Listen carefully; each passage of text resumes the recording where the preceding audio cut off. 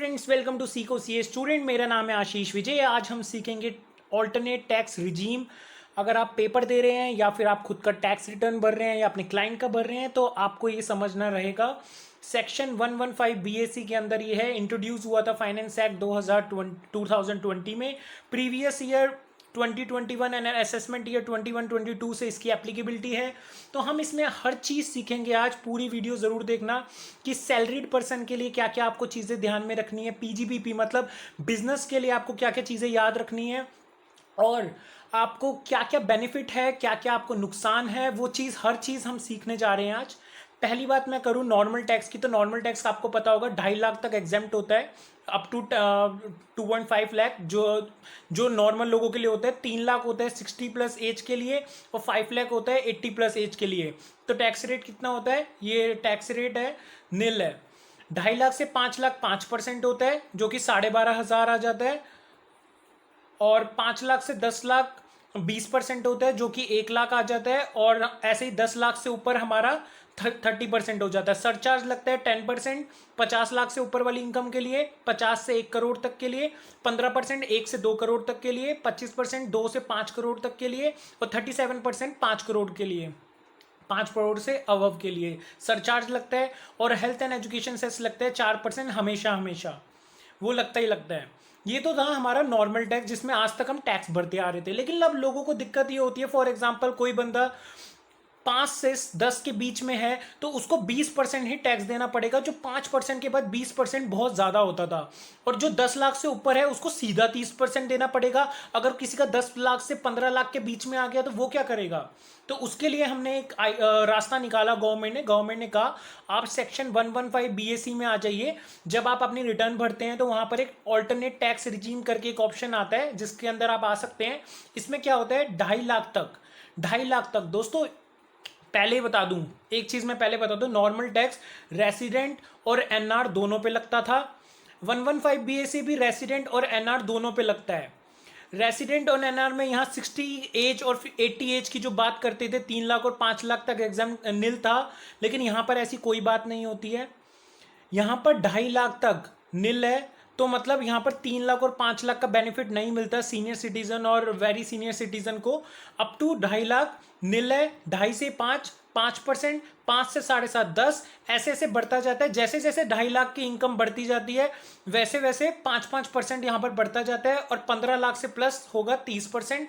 बाकी आपकी ये रेट्स होती हैं। तो जो भी इंडिविजुअल है वो दोनों से अपना टैक्स रेट कैलकुलेट करेगा, और जिसमें उसका कम आएगा वो उससे जमा कर देगा। अब क्वेश्चन ये है कि ये तो बहुत दिखने में फायदेमंद लग रही है। अगर हमारी इनकम 5 से 10 लाख के बीच में या फिर 10 से 15 लाख के बीच में है तो ये तो बहुत फायदेमंद है। तो ऐसा क्या है? लेकिन गवर्नमेंट ने कहा ठहरो ठहरो ठहरो, अगर इतना बेनिफिट ले रहे हो तो कुछ सेक्रीफाइसेस आपको करने पड़ेंगे। सेक्रीफाइसेस मतलब कुछ डिडक्शन, एग्जेम्पशन आप नहीं ले सकते। क्या क्या मैं आपको बताऊंगा रेड पेन और ब्लू पेन से। ब्लू पेन से मतलब जो ठीक ठाक है। आप लीव ट्रैवल कंसेशन नहीं ले सकते, सेक्शन 10(5) के अंदर होता है। लीव ट्रैवल कंसेशन आप नहीं ले सकते। 10(13)A के अंदर आता है हाउस रेंट अलाउंसेज आप नहीं ले सकते, जो हाउस रेंट अलाउंसेज आपको मिलते हैं। इसके अलावा 10(14) के अंदर आता है, 10(14) के अंदर कुछ अलाउंसेज आते हैं, वो नहीं ले सकते। इसका एग्जांपल दे देता हूँ, जैसे चिल्ड्रन हॉस्टल अलाउंसेज होते हैं या चिल्ड्रन एजुकेशन अलाउंसेज होते हैं। चिल्ड्रन हॉस्टल अलाउंसेज आपको पता रहेगा 300 रुपये जो मिलते हैं वो नहीं मिलेंगे। लेकिन कुछ मिलेंगे, एक्सेप्ट कुछ मिलेंगे। वो क्या क्या मिलेंगे? एक तो आपको ट्रांसपोर्ट के खर्चे मिलेंगे। ट्रांसपोर्ट के खर्चे मतलब घर से जाने के लिए और ऑफिस से घर आने के लिए, ये दिव्यांग एम्प्लॉयज़ को मिलता है बेसिकली। तो ये ट्रांसपोर्ट के अलाउंसेस मिल जाएंगे। और कन्वेंस के आपको अलाउंसेस मिल जाएंगे। और आपको कॉस्ट ऑफ ट्रैवल के अलाउंसेस मिल जाएंगे, जो भी आप ट्रैवलिंग करते हैं, जैसे बिजनेस ट्रैवलिंग के लिए गए या कुछ, तो आपके एम्प्लॉयर ने आपको पैसे दिए तो उसके मिल जाएंगे आपको। इसके अलावा आपको डेली अलाउंसेस में मिल जाएंगे। तो ये जो सेक्शन 10(14) के अंदर जितने भी अलाउंसेस आते हैं वो आपको नहीं मिलेंगे, लेकिन 4 को छोड़ के। कौन कौन से? एक तो आपके जो भी अलाउंसेस हो गए ट्रांसपोर्ट के, जो दिव्यांग एम्प्लॉयज़ को मिलते हैं, कन्वेंस के, और आपके कॉस्ट ऑफ ट्रैवल के, और आपको डेली अलाउंसेस भी मिल जाएंगे। यहाँ लिख देते हैं, ठीक है। इसके अलावा आपको 10(17) के अंदर जो एमएलए एमपी होते हैं, एमपीज और जो एमएलए होते हैं, उनको जो अलाउंसेस मिलते हैं उनको भी अपने अलाउंसेस छोड़ने पड़ेंगे इस सेक्शन में आने के लिए। इसके अलावा 1032 में जो अलाउंसेस होते हैं जो माइनर चाइल्ड के लिए मिलते हैं, जैसे अगर किसी पेरेंट का माइनर चाइल्ड है तो उसको आपको याद रहेगा 1500 रुपये पर एनम पर चाइल्ड जो अलाउंसेस मिलते थे वो भी यहाँ पर नहीं मिलेगा। इसके अलावा आपकी 10AA जो SEZ की डिडक्शन होती है, जो भी यूनिट्स SEZ में बिजनेस करती हैं उनकी जो डिडक्शन मिलती है वो यहाँ पर नहीं मिलेगी। इसके अलावा जो ये इंपॉर्टेंट है सेक्शन 16 की स्टैंडर्ड डिडक्शन जो सैलरी पे 50,000 की मिलती है दोस्तों, ये बहुत बड़ी चीज़ है। सैलरी पे 50,000 की जो डिडक्शन मिलती है वो यहाँ पर इस सेक्शन में नहीं मिलेगी। इसके अलावा 50,000 के साथ साथ इसमें अगर कोई आपको एंटरटेनमेंट का अलाउंस मिला है वो आपको नहीं मिलेगा, और या फिर आपको कोई प्रोफेशनल टैक्स अगर कोई मिला है तो वो भी आपको उसकी भी डिडक्शन नहीं मिलेगी जो पहले मिलती थी। इसके बाद सेक्शन 24 है, ये भी इंपॉर्टेंट है। आपका जो भी हाउस पे जो आपने घर खरीदा है उस पर जो भी इंटरेस्ट था, आपको पहले इंटरेस्ट की डिडक्शन मिलती थी 30,000 और 2 लाख। मेरा ये सिखाना काम नहीं है कि 30,000 किसको मिलती है 2 लाख, या आप पढ़ सकते हैं सेक्शन नंबर 24 में, तो ये आपको नहीं मिलेगी। और जो आपकी पहले की इसके इंटरेस्ट के लॉसेज होंगे वो आपको मिल जाएंगे, वो आपको कैरी फॉरवर्ड करने को मिल जाएंगे। आप सेम हेड से सेट ऑफ नहीं कर सकते। आपको अगर इस साल भी कोई इंटरेस्ट के लॉसेज हुए हैं तो वो भी आपको अलाउ हो जाएंगे, लेकिन आपको वो सेट ऑफ करने को नहीं मिलेंगे अदर हेड से। पहले क्या होता था, अदर हेड से 2 लाख तक सेट ऑफ कर सकते हो, बट अब नहीं कर सकते। अब आप सेट ऑफ कर ही नहीं सकते इंटरेस्ट के लॉसेज को, और इंटरेस्ट का डिडक्शन तो ले ही नहीं सकते। ठीक है, ये आपको यहाँ पर याद रखना है। इसके अलावा आपको एडिशनल डेप्रिसिएशन नहीं मिलेगा। एडिशनल डेप्रिसिएशन का मतलब फॉर एग्जांपल आपकी कंपनी है, आपने मशीनरी खरीदी, अगर आपकी मैन्युफैक्चरिंग यूनिट होती है और आप मशीनरी खरीदते हो आपको 20% का डिडक्शन मिलता है। और कुछ नोटिफाइड एरियाज होते हैं जहाँ 35% का भी मिलता है, जैसे वेस्ट बंगाल हो गया, तेलंगाना हो गया, और आंध्र प्रदेश हो गया, एक जगह और याद नहीं आ रही मुझे, 35% वहाँ मिलता है। तो होता है ना कि अगर मान लो पिछले साल आपने 10% का ले लिया हो, इस साल भी आपको 10% का लेना हो, या फिर इस साल आपको 20% का लेना हो, तो एडिशनल डेप्रिसिएशन आपको मिलेगा ही नहीं। लेकिन क्वेश्चन आता है कि अगर मान लो पिछले साल मैंने 10% ले लिया था तो इस साल क्या मुझे 10% नहीं मिलेगा? Answer is no. लेकिन ये जो 10% आपको मिलना चाहिए था ना, ये आपकी ओपनिंग WDV में ऐड हो जाएगा। ये याद रखना, ओपनिंग WDV में ऐड हो जाएगा ये अमाउंट, तो ओवर द ईयर डेप्रिसिएशन में मिल जाएगा। तो एक तरीके से इसका जो बेनिफिट है वो डिस्ट्रीब्यूट हो जाएगा इन नंबर ऑफ ईयर्स। तो ये चीज़ याद रखना, एडिशनल डेप्रिसिएशन नहीं मिलता। अगर पिछले साल 10% लिया था और 10% इस साल का बचा है तो वो ओपनिंग WDV में ऐड हो जाएगा। ठीक है, इसके बाद सेक्शन 32AD। 32AD आपको पता होगा किसका होगा, इन्वेस्टमेंट अलाउंसेस का, वो आपको यहाँ पर नहीं मिलेगा। 33AB, 33AB आपको पता है वो टी कॉफी रबड़ का ये होता है। 33ABA ये होता है साइट रेस्टोरेशन जो बिल्डर्स को मिलता है, तो ये भी आपको यहाँ पर इनके डिडक्शंस नहीं मिलेंगे। इसके बाद सेक्शन 35(1)(2), 2A, 3 और 35(2AA ये क्या क्या होते हैं, ये साइंटिफिक रिसर्च के जो खर्चे होते हैं, साइंटिफिक रिसर्च के मैं यहाँ पर लिख रहा हूँ रिसर्च, इसके जो खर्चे होते हैं, मतलब आप अगर मान लो किसी को डोनेशन देते हो और साइंटिफिक रिसर्च के जो उनको फ़ायदा मिलता है तो उस डोनेशन का आपको डिडक्शन नहीं मिलेगा। जो आप IIT को या फिर किसी इंस्टीट्यूशन को या किसी कंपनी जो रिसर्च में इन्वॉल्व है, 35(2A का मतलब है जो स्टैटिकल रिसर्च करती है उसका भी डिडक्शन मिलता है आपको, बट वो अब नहीं मिलेगा।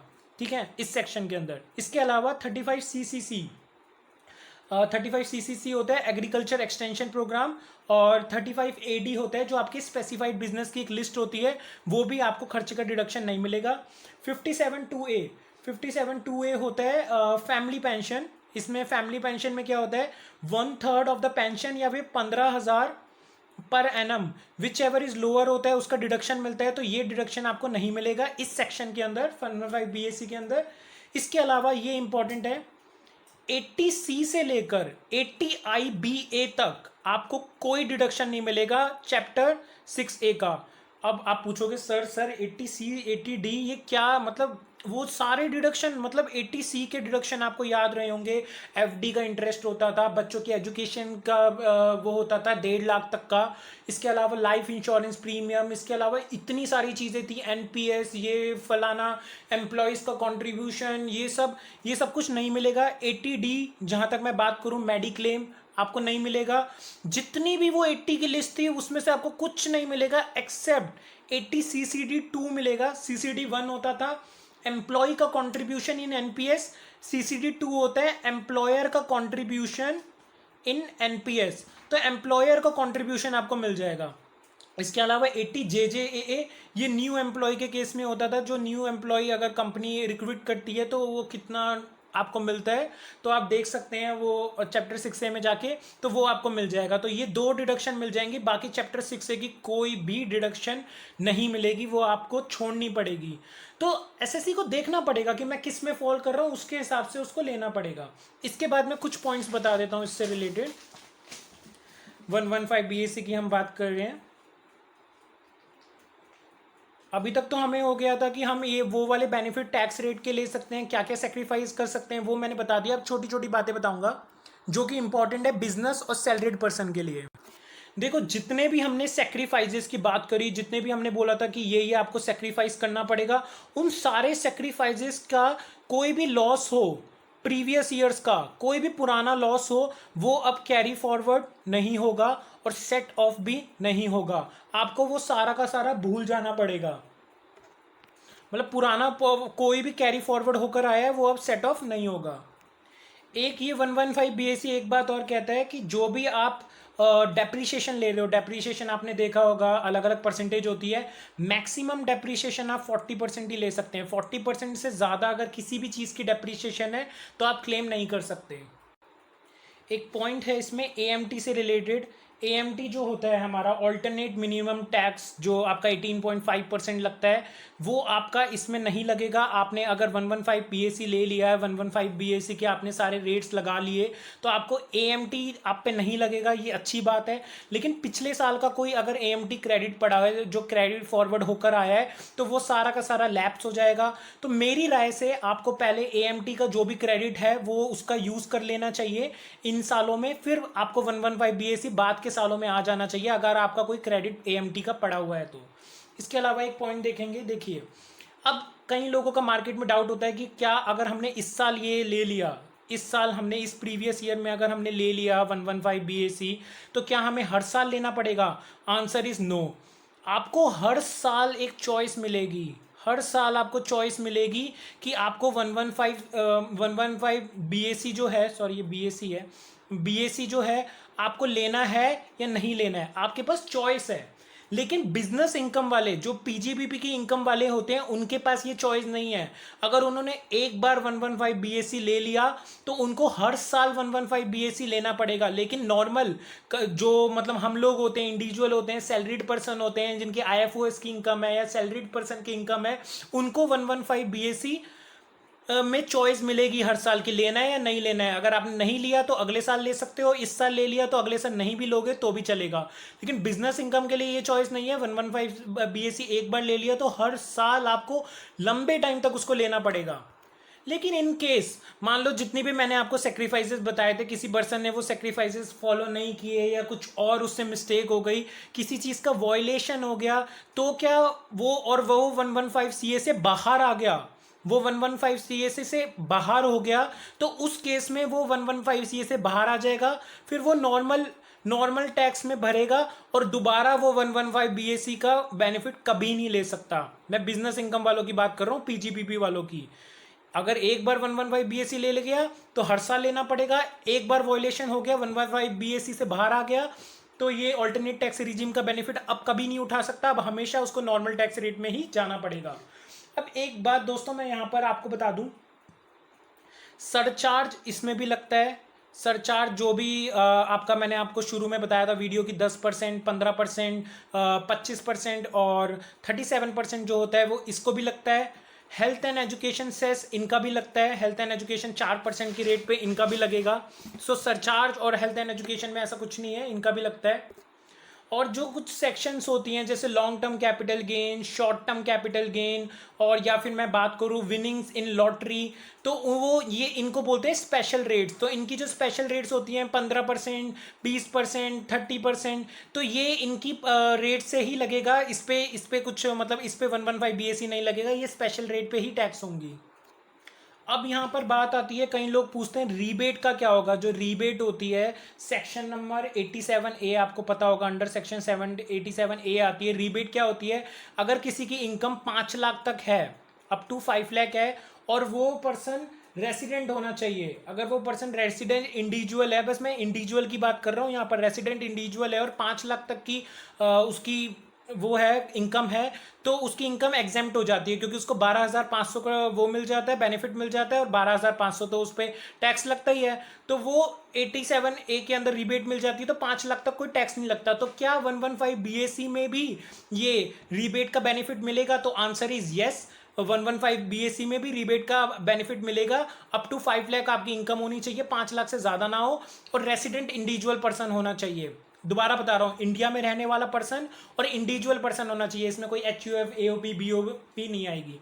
एक मैं लास्ट पॉइंट डिस्कस करना चाहता हूं सैलरीड पर्सन के लिए। ये है एम्प्लॉय, ये है एम्प्लॉयर।